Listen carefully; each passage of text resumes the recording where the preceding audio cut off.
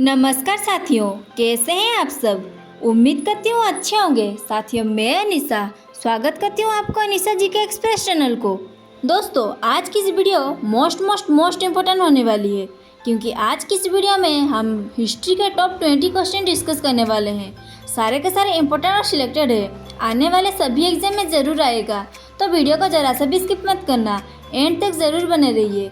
और दोस्तों, हमारे मकसद है कि आप सबको कम टाइम में ज़्यादा से ज़्यादा क्वेश्चन प्रोवाइड कर सके, तो इसीलिए बस आपकी सपोर्ट की ज़रूरत है। तो वीडियो को लाइक करके चैनल को सब्सक्राइब कर लीजिएगा। तो देर किस बात की, चलिए आगे बढ़ते हैं। क्वेश्चन नंबर 1, निम्नलिखित में से किस अखबार का गांधी जी ने दक्षिण अफ्रीका में संपादन किया। तो दोस्तों, इसका राइट आंसर क्या होगा। अगर आपको किसी भी क्वेश्चन का आंसर पहले से पता हो तो कमेंट बॉक्स में ज़रूर बताइएगा। तो दोस्तों, इसका राइट आंसर क्या होगा। इसका राइट आंसर हो जाएगा ऑप्शन ए, इंडियन ओपिनियन। जी हाँ दोस्तों, इंडियन ओपिनियन अखबार का गांधी जी ने दक्षिण अफ्रीका में संपादन किया। याद रखिएगा, ये मोस्ट इम्पोर्टेंट क्वेश्चन है। तो अब चलिए बढ़ते हैं नेक्स्ट क्वेश्चन की ओर। क्वेश्चन नंबर 2, महात्मा गांधी को सबसे पहले राष्ट्रपिता के नाम से किसने संबोधित किया था। तो दोस्तों, इसका राइट आंसर क्या होगा। इसका राइट आंसर हो जाएगा ऑप्शन डी, सुभाष चंद्र बोस। जी हाँ दोस्तों, महात्मा गांधी को सबसे पहले राष्ट्रपिता के नाम से सुभाष चंद्र बोस ने संबोधित किया था।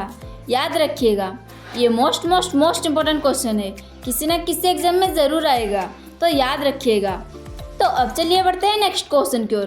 क्वेश्चन नंबर 3, जालियांवाला बाग हादसे से कौन सा ब्रिगेडियर संबंध था। तो दोस्तों, इसका राइट आंसर क्या होगा।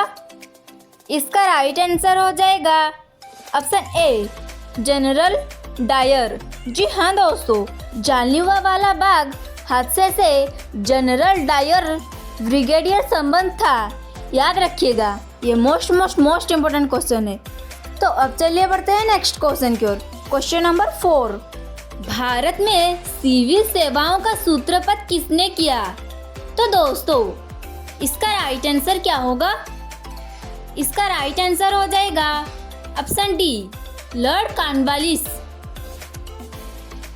जी हाँ दोस्तों, भारत में सिविल सेवाओं का सूत्रपात लॉर्ड कॉर्नवालिस ने किया। याद रखिएगा। तो अब चलिए बढ़ते हैं नेक्स्ट क्वेश्चन की ओर। क्वेश्चन नंबर 5, प्रथम भारतीय नोबेल पुरस्कार विजेता थे। तो दोस्तों, इसका राइट आंसर क्या होगा। इसका राइट आंसर हो जाएगा ऑप्शन बी, रविंद्रनाथ टैगोर। जी हाँ दोस्तों, प्रथम भारतीय नोबेल पुरस्कार विजेता रविंद्रनाथ टैगोर थे। याद रखिएगा। तो अब चलिए बढ़ते हैं नेक्स्ट क्वेश्चन की ओर। क्वेश्चन नंबर 6, भूदान आंदोलन किसने प्रारंभ किया था। तो दोस्तों, इसका राइट आंसर क्या होगा। इसका राइट आंसर हो जाएगा ऑप्शन सी, विनोबा भावे। जी हाँ दोस्तों, भूदान आंदोलन का प्रारंभ विनोबा भावे ने किया था। याद रखिएगा, ये मोस्ट इम्पोर्टेंट क्वेश्चन है। तो अब चलिए बढ़ते हैं नेक्स्ट क्वेश्चन की ओर। क्वेश्चन नंबर 7, भारत कोकिला किसे कहा जाता है। तो दोस्तों, इसका राइट आंसर क्या होगा। इसका राइट आंसर हो जाएगा ऑप्शन बी, सरोजिनी नायडू। जी हाँ दोस्तों, भारत कोकिला सरोजिनी नायडू को कहा जाता है। याद रखिएगा, ये मोस्ट इम्पोर्टेंट क्वेश्चन है, किसी न किसी एग्जाम में ज़रूर आएगा, तो याद रखिएगा। तो अब चलिए बढ़ते हैं नेक्स्ट क्वेश्चन की ओर। क्वेश्चन नंबर 8, निम्नलिखित में से किस गवर्नर जनरल के कार्यकाल के दौरान भारतीय राष्ट्रीय कांग्रेस बनी थी। तो दोस्तों, इसका राइट आंसर क्या होगा। इसका राइट आंसर हो जाएगा ऑप्शन सी, लॉर्ड डफरिन। जी हाँ दोस्तों, लॉर्ड डफरिन गवर्नर जनरल के कार्यकाल के दौरान भारतीय राष्ट्रीय कांग्रेस बनी थी। याद रखिएगा, ये मोस्ट इम्पोर्टेंट क्वेश्चन है। तो अब चलिए बढ़ते हैं नेक्स्ट क्वेश्चन की ओर। क्वेश्चन नंबर 9, भारतीय राष्ट्रीय कांग्रेस के प्रथम मुसलमान अध्यक्ष कौन थे। तो दोस्तों, इसका राइट आंसर क्या होगा।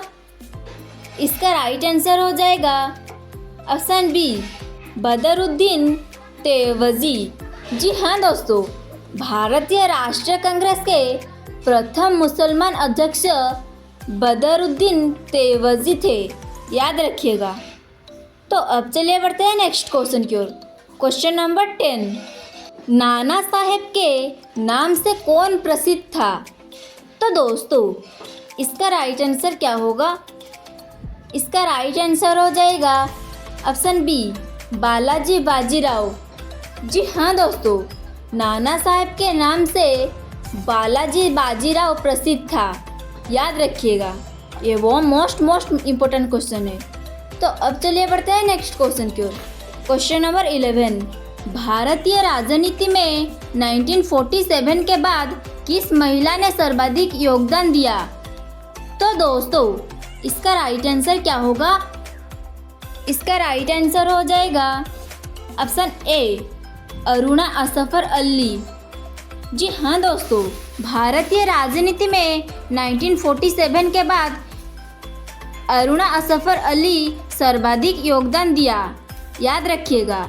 ये मोस्ट इम्पोर्टेंट क्वेश्चन है। तो अब चलिए बढ़ते हैं नेक्स्ट क्वेश्चन की ओर। क्वेश्चन नंबर 12, निम्नलिखित विद्रोहों में से किसको चटर्जी ने अपनी उपन्यास बंकिम चंद्र आनंद मठ में उल्लेख कर प्रसिद्ध किया? तो दोस्तों इसका राइट आंसर क्या होगा? इसका राइट आंसर हो जाएगा ऑप्शन डी, सन्यासी विद्रोह। जी हाँ दोस्तों, सन्यासी विद्रोह चटर्जी ने अपने उपन्यास बंकिम चंद्र आनंद मठ में उल्लेख कर प्रसिद्ध किया, याद रखिएगा। तो अब चलिए बढ़ते हैं नेक्स्ट क्वेश्चन की ओर। क्वेश्चन नंबर 13, भारतीय विश्वविद्यालय अधिनियम किसने लागू किया? तो दोस्तों इसका राइट आंसर क्या होगा? इसका राइट आंसर हो जाएगा ऑप्शन ए, लॉर्ड कर्जन। जी हाँ दोस्तों, भारतीय विश्वविद्यालय अधिनियम लॉर्ड कर्जन ने लागू किया, याद रखिएगा। तो अब चलिए बढ़ते हैं नेक्स्ट क्वेश्चन की ओर। क्वेश्चन नंबर 14, 1909 के मोर्ले मिंटो सुधार किस लिए विख्यात है? तो दोस्तों इसका राइट आंसर क्या होगा? इसका राइट आंसर हो जाएगा ऑप्शन ए, पृथक निर्वाचन मंडल। जी हाँ दोस्तों, 1909 के मोर्ले मिंटो सुधार पृथक निर्वाचन मंडल के लिए विख्यात है, याद रखिएगा। तो अब चलिए बढ़ते हैं नेक्स्ट क्वेश्चन की ओर। Question number 15, gateway of India किसके द्वारा बनाया गया था? तो दोस्तों इसका राइट आंसर क्या होगा? इसका राइट आंसर हो जाएगा ऑप्शन बी, जॉर्ज बीटेट। जी हाँ दोस्तों, गेटवे ऑफ इंडिया जॉर्ज बीटेट के द्वारा बनाया गया था, याद रखिएगा। ये मोस्ट इम्पोर्टेंट क्वेश्चन है। तो अब चलिए बढ़ते हैं नेक्स्ट क्वेश्चन की ओर। क्वेश्चन नंबर 16, भारत में गांधी जी का प्रथम सत्याग्रह कहाँ हुआ था? तो दोस्तों इसका राइट आंसर क्या होगा? इसका राइट आंसर हो जाएगा ऑप्शन ए, चंपारण। जी हाँ दोस्तों, भारत में गांधी जी का प्रथम सत्याग्रह चंपारण में हुआ था, याद रखिएगा। ये मोस्ट इम्पोर्टेंट क्वेश्चन है, किसी न किसी एग्जाम में ज़रूर आएगा और बहुत बार आ चुका है, तो याद रखिएगा। तो अब चलिए बढ़ते हैं नेक्स्ट क्वेश्चन की ओर। क्वेश्चन नंबर 17, भारतीय स्वतंत्रता के समय भारतीय राष्ट्रीय कांग्रेस के अध्यक्ष कौन थे? तो दोस्तों इसका राइट आंसर क्या होगा? इसका राइट आंसर हो जाएगा ऑप्शन बी, JB कृपलानी। जी हाँ दोस्तों, भारतीय स्वतंत्रता के समय भारतीय राष्ट्रीय कांग्रेस के अध्यक्ष JB कृपलानी थे, याद रखिएगा। तो अब चलिए बढ़ते हैं नेक्स्ट क्वेश्चन की ओर।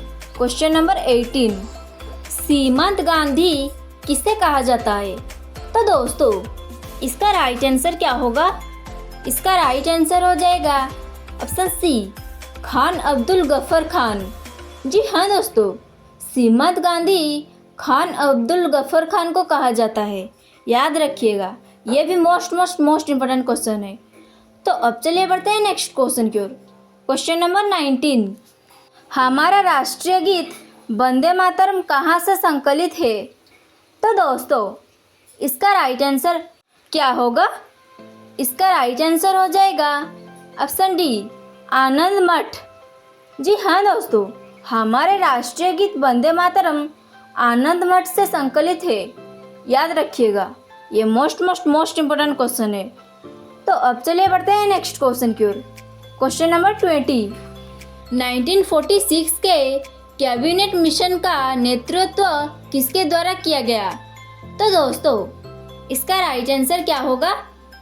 इसका राइट आंसर हो जाएगा option C, sir Pethick Lawrence.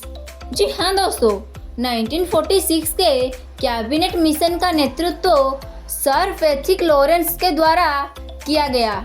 याद रखिएगा। तो दोस्तों आज की इस वीडियो में जितना भी क्वेश्चन था सारे के सारे इंपॉर्टेंट और सिलेक्टेड था, हर एग्जाम में ज़रूर आएगा, तो याद रखिएगा।